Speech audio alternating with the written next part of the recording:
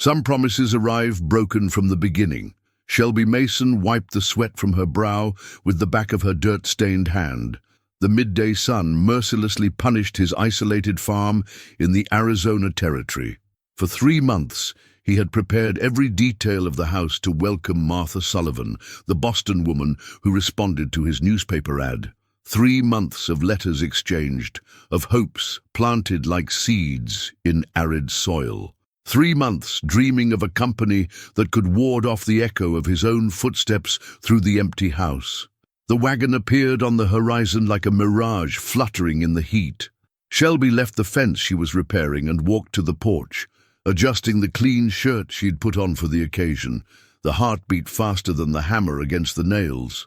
42 years of solitude weighed on his broad shoulders, and each step of the wagon's approach eased some of that burden. The driver was a thin man with a grey moustache, with eyes that avoided direct contact. He pulled the reins and stopped at a respectful distance from the house. Shelby walked down the 3 steps of the porch, anticipation rising in her chest like water pooled behind a dam about to break. The rear of the wagon was covered by a tarpaulin, yellowed by time. The driver got out of the seat with hesitant movements and walked to the rear of the vehicle. His hands trembled slightly as he pulled the tarp. What Shelby saw brought his world to a halt like a broken clock. The woman was sitting on the floor of the wagon, her back resting against the wooden side. His hands were bound by heavy handcuffs, attached to a chain that passed around his waist. The blue dress she wore was torn at her right shoulder, and a dark stain stained her knee-length skirt. Her brown hair fell unkempt over her face, but they couldn't hide the black eye that bloomed on her right face. She raised her head when the sunlight hit her. His eyes were green as grass after a rare rain in the desert, but they carried a pain that went far beyond any physical injury. There was no fear in that look, just a resignation that cut Shelby deeper than any blade. The driver cleared his throat and spat on the red dust. He pulled a folded paper from his shirt pocket and held it out to Shelby with hands that were still shaking. Shelby took the paper without taking her eyes off the woman. His hands seemed to have forgotten how to hold something as simple as a sheet of paper. The document was handwritten, in hurried handwriting and blurred in some places. The words danced before his eyes as he tried to understand what he was reading. The woman in the wagon was not Martha Sullivan. Her name was Elizabeth Turner, and she was being handed over as payment for a gambling debt incurred by her late husband. The paper explained that it was now the legal property of whoever paid the $500 owed to the Tombstone Casino. Someone had paid this amount and directed the delivery to Shelby Mason's farm. The conductor broke the silence that stretched like a growing shadow. He explained that he had received orders to deliver the goods and leave immediately. He did not know who had made the payment. He just followed the written instructions he received along with the money. His voice sounded strained, as if every word cost him a piece of his soul. Shelby folded the paper slowly, his thick, calloused fingers trembling slightly. The world around him seemed to have changed color, as if a dark filter had been placed over everything he knew. The farm, the blue sky, even the heat radiating from the earth looked different now. Elizabeth Turner watched him in silence, waiting for a reaction he didn't know how to offer. Her bound hands rested on her lap like wounded birds, and Shelby noticed the red marks the handcuffs left on her delicate wrists. The driver returned to his seat without waiting for an answer. He whipped the horses, and the cart drove away, leaving only a cloud of red dust and the echo of the wheels on the dry land. In a few minutes, it had disappeared over the horizon, as if it had never existed. Shelby stood there, the paper still folded in his hand, looking at the woman who had been left on his property as an unwanted burden. The silence between them was as thick as the sultry air that precedes a summer storm. Elizabeth Turner didn't say a word. He just waited, with the patience of someone who learned that protesting does not change fate. His hands remained motionless, and his green eyes studied the man in front of him, as if trying to decipher his intentions just by observing his posture. The sun continued its relentless journey across the sky, and shadows began to stretch across the red earth. Shelby knew she had a decision to make, but for the first time in her adult life, she had no idea what the right path to take would be. The first thing Shelby did was get the key to the workshop. His footsteps sounded heavy against the porch planks as he walked up to the house, leaving Elizabeth Turner waiting in the scorching sun. Every move felt deliberate, as if buying time to process the impossible situation that had fallen into his lap. He returned carrying an old, worn-out toolbox. The metal rustled softly as he approached the wagon. Elizabeth watched him intently, but showed no relief or hope, just cautious curiosity, like a wild animal studying an unknown predator. Shelby put the box down and knelt beside the wagon. His large, rough hands worked carefully on the shackles, testing different tools until he found one that could force the mechanism. The process was slow and silent, punctuated only by the metallic sound of the tools against the iron and the controlled breathing of both. The handcuffs opened with a dry click that echoed like a gunshot in still air. Elizabeth rubbed her bruised wrists slowly, her fingers trembling slightly as she massaged the injured skin. Small dots of dried blood marked where the metal had cut during the trip. Shelby stepped back a few steps and reached out to help her get out of the wagon. Elizabeth hesitated for a moment that seemed to last an eternity.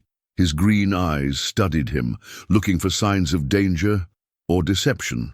Finally, she accepted the help and descended with careful movements, like someone who doesn't completely trust her own legs. Once standing on the firm ground, Elizabeth staggered slightly. The long journey and the deplorable conditions had taken their toll. Shelby instinctively reached out to support her, but she straightened up on her own, gently rejecting further assistance.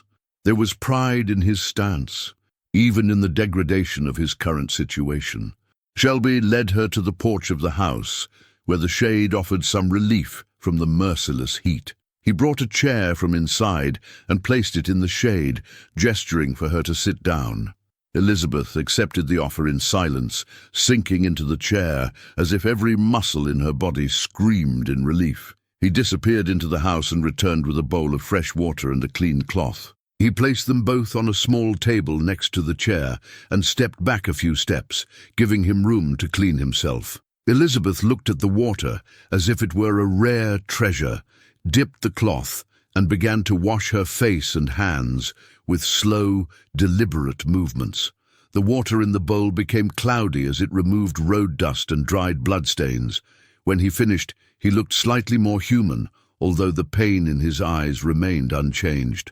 She folded the cloth carefully and placed it next to the bowl, keeping her eyes downcast. Shelby had 1,000 questions burning in her throat, but she didn't know how to ask the first one. The silence stretched between them like a bridge that neither of them knew how to cross. He leaned against the balcony railing, watching her discreetly as she regained her strength. The sun began to decline in the sky, painting the sparse clouds with shades of orange and red. The heat of the day gave way to a softer breeze that carried the dry aroma of mugwort and the heated soil. Elizabeth closed her eyes for a moment, allowing the breeze to touch her bruised face. Shelby noticed details he had missed in the initial confusion. Elizabeth's hands were small but calloused, suggesting that she was used to heavy work. Her dress, despite the tears and stains, was of good quality, indicating that she had not always lived in difficult circumstances.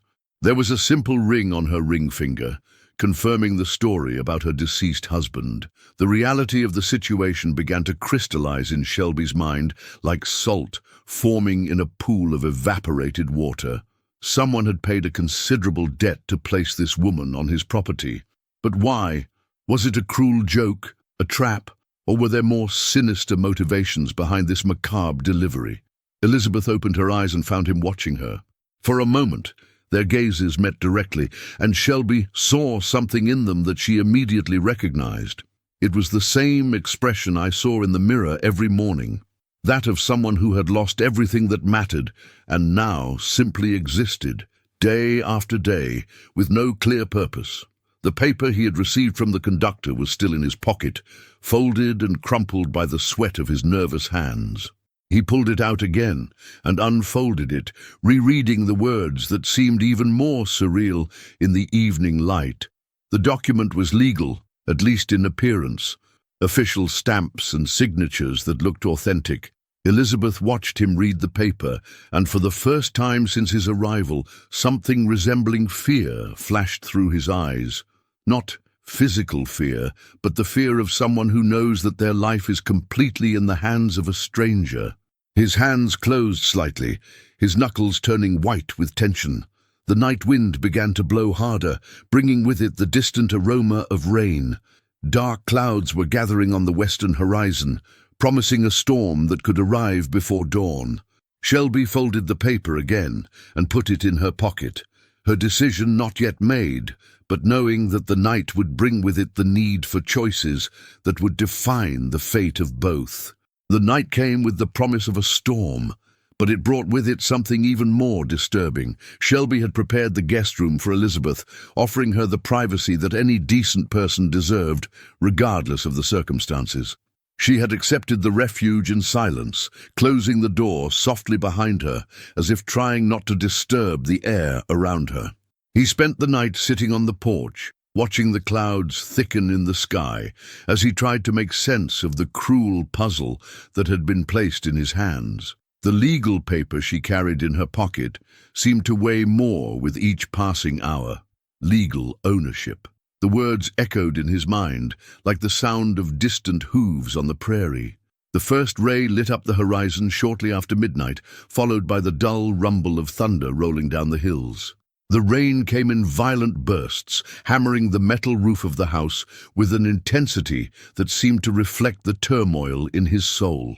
Shelby remained on the covered porch, letting the cool moisture of the storm wash the dried sweat from her face. It was then that he heard the sound of hooves approaching through the rain. 3 horsemen emerged from the darkness as materialized ghosts of the storm. Shelby immediately recognized the kind of men they were by the way they sat in the saddle and the way their hands rested next to the guns. Problems were galloping towards his house. The leader of the group was a tall man with a neatly trimmed black mustache, wearing a leather vest over a white shirt that was no longer white. A sheriff's star shone on his chest, but there was something in his eyes that said that badge didn't mean what it was supposed to mean. The other 2 were clearly henchmen, men whose faces bore the marks of violence like war medals. They stopped at a calculated distance from the balcony, far enough away to avoid clear shots, but close enough to be intimidating. The fake sheriff tilted his hat in a salute that carried no courtesy, only barely concealed mockery. The man's voice cut through the sound of rain like a razor through silk. He introduced himself as Sheriff Jameson, but Shelby knew that name was as fake as the badge he wore. Jameson explained that he was looking for a dangerous fugitive, a woman who had murdered her own husband in Tombstone and escaped from prison during a transfer. Shelby felt the blood run cold in her veins. Jameson's description of the runaway corresponded perfectly with Elizabeth Turner. Brown hair, green eyes, about 25 years old, with a small scar on his left forehead. Every detail fit together like pieces of a macabre puzzle. The fake sheriff continued his elaborate story. The woman was extremely dangerous, he said, known to seduce lonely men before robbing and killing them in their sleep. There was a substantial reward for her capture, dead or alive, and Jameson was willing to share that reward with any helpful citizen who had seen her. Shelby kept her face impassive as she processed the information. His mind worked quickly, analyzing every word, every gesture, every nuance in the posture of the 3 men. Something didn't fit.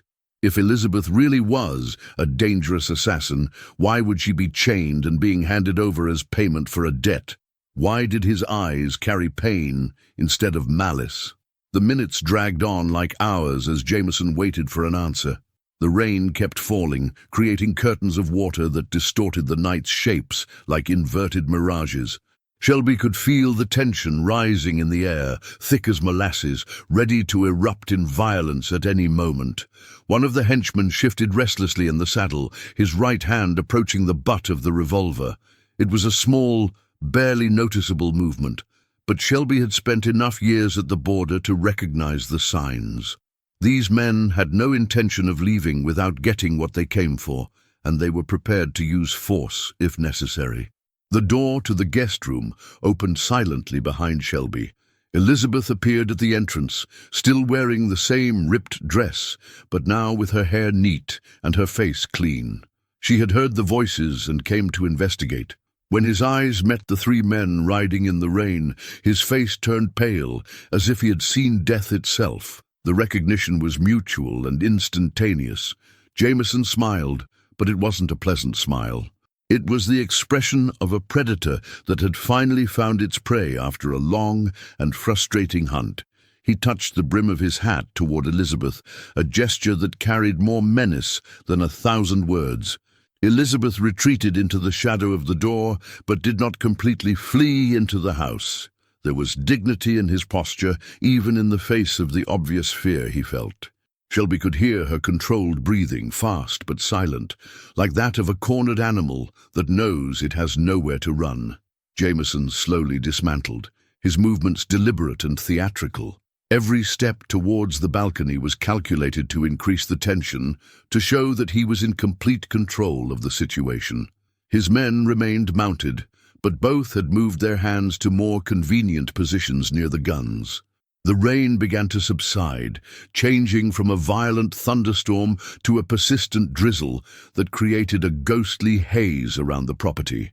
The air grew thicker, laden with electricity and unfulfilled promises of violence. Shelby knew that the next few minutes would determine not only Elizabeth's fate, but also his own. The fake sheriff stood at the foot of the porch steps, rainwater dripping from his hat brim like black tears. His hand rested casually on the handle of the revolver, a subtle but unmistakable threat. When he spoke again, his voice carried the confidence of a man used to getting what he wants through intimidation. He offered Shelby one last chance to surrender the fugitive peacefully. Half the reward, he said, was more money than a lone farmer saw in 5 years. All he had to do was walk away and let them take the woman. Simple as that. Clean up like that. No questions asked. No problem. Shelby looked at Elizabeth, then at the 3 men who were hunting her, and finally at her own calloused hands resting on the balcony railing. His whole life had been built on simple and straightforward decisions.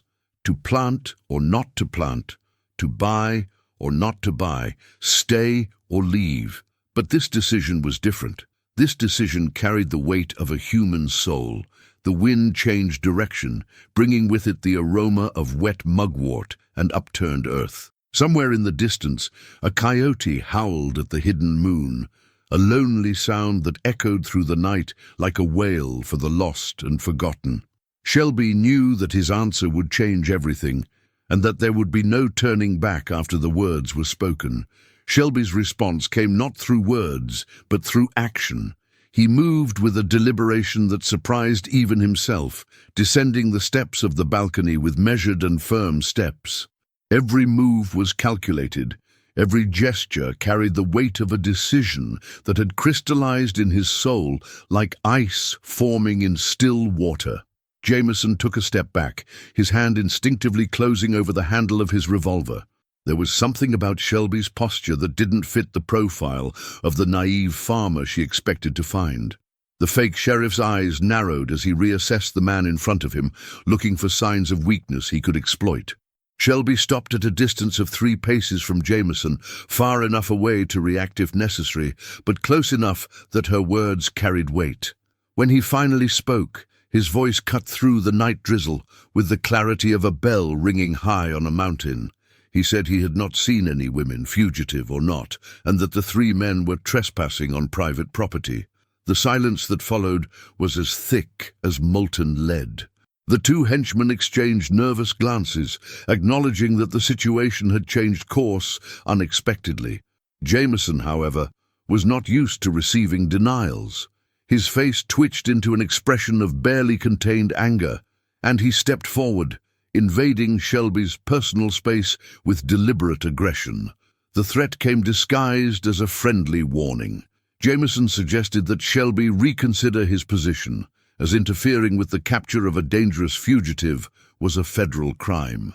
Men had been hanged for less, he said, and it would be a shame if a hard-working farmer ended up swinging from a tree because of a woman he didn't even know well. Elizabeth stood in the doorway, watching the confrontation develop.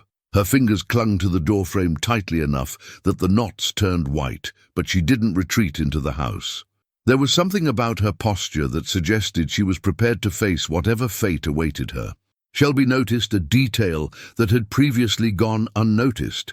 The sheriff's star on Jameson's chest was slightly dented at one end, and there was a dark stain on the metal that looked suspiciously like dried blood. Whoever that badge had originally been, its rightful owner probably didn't need it anymore. The tension reached a critical point when one of the henchmen made a sudden movement in the direction of the weapon. The sound of leather creaking against metal echoed through the humid air like a storm warning. Shelby reacted instinctively, her right hand moving with the speed gained through years of defending her cattle from thieves and predators. The revolver appeared in Shelby's hand as if it had magically materialized. There was no fanfare or dramatic threats, just the dry, definitive sound of a precursor being pulled back. The three men froze instantly, recognizing that they had severely underestimated the lone farmer. The confrontation lasted less than 2 minutes, but every second stretched like hot taffy in Shelby's mind. When the smoke cleared, Jameson and one of the henchmen lay motionless in the muddy courtyard. The third man had fled, wounded and bleeding, disappearing into the darkness of the rainy night. Elizabeth emerged from the door slowly, her careful steps avoiding the bodies scattered across the courtyard. She approached Shelby, who was still holding the gun, her eyes scouring the darkness for other dangers. When she gently touched his arm, he jumped as if awakening from a bad dream. Shelby walked to where Jameson had fallen and rummaged through the dead man's pockets. He found a bundle of papers that told a different story from the one he had heard. Jameson was not a sheriff, but rather a private bounty hunter who worked for a casino in Tombstone. Elizabeth was not a runaway assassin, but rather a woman who had witnessed a murder in the casino and had become a problem that needed to be eliminated. The papers revealed the cruel truth behind Elizabeth's delivery to Shelby's farm. Someone at the casino had discovered his correspondence with Martha Sullivan and decided to use this as an opportunity to solve two problems at once. Elizabeth would be delivered to a secluded location where Jameson and his men could quietly eliminate her. Shelby folded the papers and put them in his pocket, next to the document he had received from the wagon driver. The truth was more sordid than any fiction he could have imagined. Elizabeth had been used as bait in a trap that could have cost both of them their lives if he had made the wrong choice. Elizabeth helped Shelby drag the two bodies away from the house where they could be properly buried when the storm passed. The work was done quietly, two strangers united by extraordinary circumstances, working together as if they had been partners for years. When they returned to the balcony, both soaked and exhausted, Elizabeth finally spoke. Her voice was soft as rain falling on leaves, charged with gratitude, but also with sadness for the violence that had been necessary. She thanked Shelby not only for saving her life, but for believing in her when it would have been easier to give her to the men who hunted her. Shelby heard his words, but did not respond immediately. He was processing not only the events of the night, but also the realization that his lonely life had come to an end. Elizabeth wasn't Martha Sullivan, the mail-order bride she had been expecting, but perhaps she was something much better. He was a real person, with real scars and a strength that had been tested by the fire of adversity. The days that followed brought changes that transformed the isolated farm into a real home. Elizabeth has proven to be not just a companion, but a capable and resilient partner. The real sheriff showed up 3 days later, and when Shelby showed the papers found on Jameson's body, the law enforcement representative confirmed that Elizabeth was free from any persecution. Weeks turned into months, and months turned into a new life. Elizabeth never mentioned leaving again, and Shelby never suggested that she should. They found a comfortable rhythm of work and companionship that filled the voids they both carried in their souls. Autumn brought the first frosts and the harvest of the few crops that managed to thrive in the arid land. Elizabeth worked alongside Shelby, her hands side by side with his, harvesting not only corn and beans, but also a satisfaction neither had known before. One night, as they watched the sunset paint the sky orange and purple, Elizabeth remarked that sometimes the greatest blessings come in the guise of the greatest horrors. Shelby nodded, thinking about how a wagon carrying a chained woman had turned into the most important thing that had ever happened in her life. When spring finally arrived, bringing with it wildflowers and the promise of new beginnings, Shelby realized that she had stopped thinking of Elizabeth as the woman who had been delivered to her door.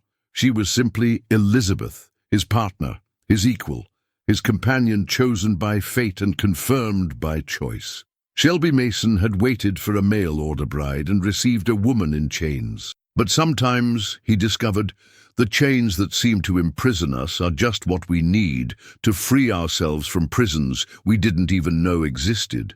Elizabeth had arrived as an unwanted burden and had become the center around which her life finally made sense.